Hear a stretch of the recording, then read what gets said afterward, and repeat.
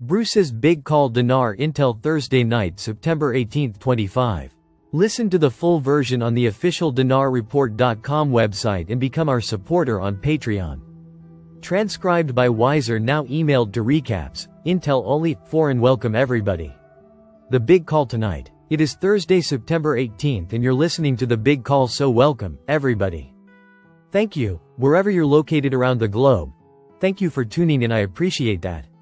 Let's do this. Intel is interesting tonight, because there's not a whole lot of it. What's so wild is, I want to say one thing too. We heard that someone out there, not naming any names, is saying, oh, there are no redemption centers. Oh, forget it. Only banks. Well, if you want to use a bank and sacrifice the best rates that you can get on the dinar, and if you don't have ZIM, banks aren't going to do ZIM, guys. Your ZIM holder redemption center says you're only shot. And so that's going to be worth a lot, as you know, if you're a ZIM holder, so why would somebody say that there aren't any redemption centers? When we talk to people that, okay, there's one guy who's managing 7 redemption centers. There's another guy in the Southwest that's over 6 redemption centers. Here's another guy also in the Southwest is over 6 redemption centers. There's a guy. We know the people in the Midwest. We know the people in the Southeast that are over individual redemption centers. I know them by name. I know who they are, I know where they live. I know where the redemption centers are, roughly, not the address, but just what towns they're in. Come on, guys, we talk to these people. Well, we used to talk to them quite a bit. Now it's limited. It's a little bit limited. They're playing musical chairs. They're moving personnel around to try to improve their own security. By doing that, they're moving vehicles around. They're doing things to keep these people safe, and that's a good thing, but please don't anybody. If you see somebody say there aren't redemption centers, there's only banks, I can tell you, it's a lie. A big-time lie. There are tens of thousands of distributors throughout the United States and Canada. Oh, Canada. Yep, Canada's got them. Even Mexico's got some, I think. But Santander for Latin America, and I'm going to say Latin America starts with Mexico, Central South America. That's Santander Bank, alright, but those of us in the United States will be using the redemption centers, and that's what the 800 number is for. When I get this number and I can put it out, we'll put it out on theycalluniverse.com, and we'll do a mass emailing from our site, let everybody know that wanted to have the 800 number. We'll send that out to you soon as they get, and we'll do that as soon as that happens. But the contract rate on the dinar was renegotiated by President Trump. He wanted it to be a certain amount, and that's where it is. Can't get that the bank. It ain't there. So I'm telling you the best way to do it, unless you want to leave billions of dollars on the table, is to use the toll-free number, call, set an appointment and go into the redemption center. That corresponds with the zip code that you enter. It's going to be easy, it's going to be quick, and I think you're going to be all set. So I just wanted to let you guys know that. Now, what do we know about what's happening right now, as far as Iraq and as far as the rates and so on? We know we don't have the front screen of the Forex lit up with the Iraqi dinar as of right now. That could change anytime now, but we do know that Iraqis have been told they have a brand new credit debit card through Rafidan Bank, which is a sort of a partner with Chase Bank here in the US and Rafidan. And I don't know if Rafidan Bank is also, but there are new credit debit cards for Iraqi people that are more digital, because Iraq is going pretty much digital, with some cash, with some lower denominations of Iraqi dinar.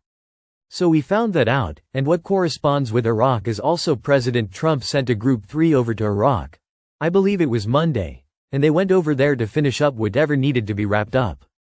In a couple of days that wrapped up, I believe on Wednesday, which was yesterday. And we were told by the person that gave us the information that we would have about 72 hours before the kickoff of everything that we're wanting. Now that was yesterday, today would be 48 hours. Anyway, we slice it. It looks like it comes up to Saturday. Saturday could be our kickoff day. We're also hearing from a couple of other sources an idea of the weekend, which, to me, could be Saturday or Sunday. And then we've heard anytime from now to Sunday, so that seems to be the window that we're looking at right now. And it's interesting, because some information that we're getting are coming from, people that are not necessarily bankers, people that are not necessarily redemption center staff, but people that are close to the process. It's so quiet out there right now. I'll tell you one thing that we did find out. Remember, we were talking, I think, Tuesday, about bondholders going in for re-vetting of themselves and their bonds.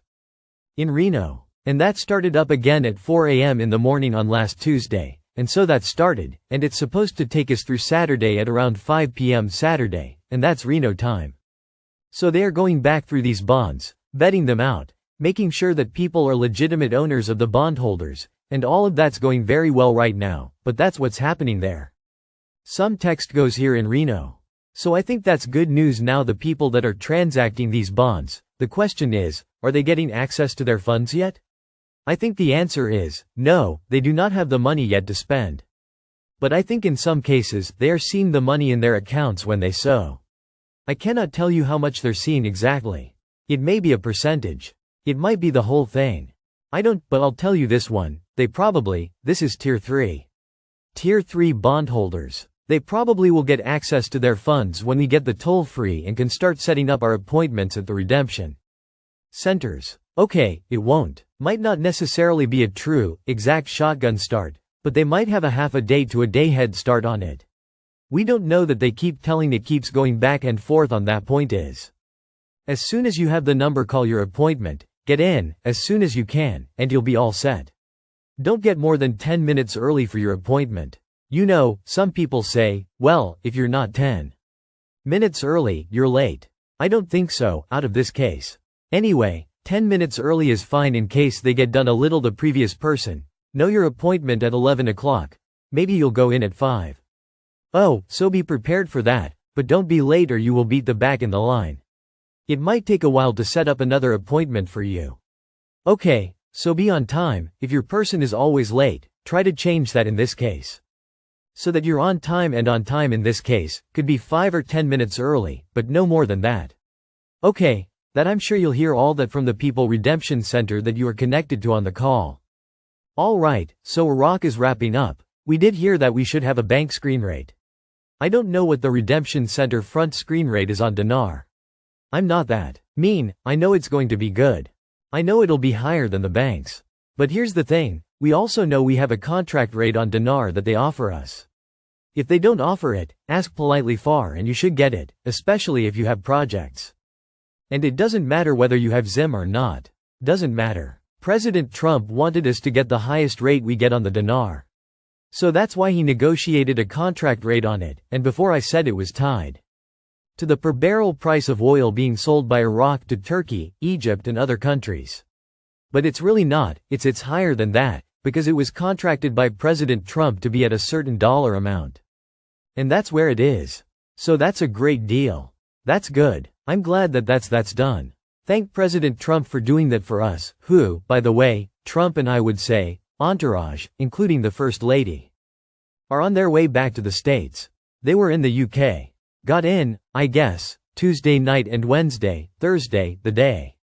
And I think my understanding was he was taking Air Force One out of the bases over there, Marine One chopper to take it to the airport and then fly out.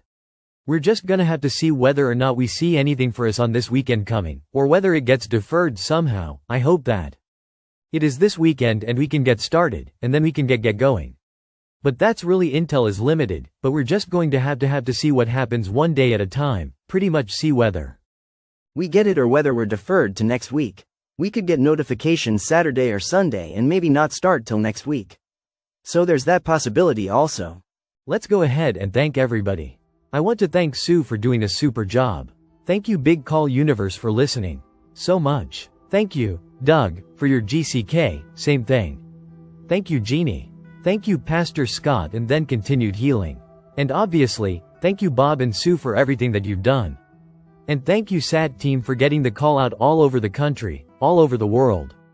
In their own language, exactly 3 seconds for them to get it in their language all around the globe. At one point, we were getting into 200 countries around the world. So thank you for that, and you guys just stay tuned. Keep an eye out, and we'll be in touch with you Tuesday, if we get the numbers before, and we'll get that out sooner. Okay, everybody have a great weekend. God bless you and we'll see next Tuesday.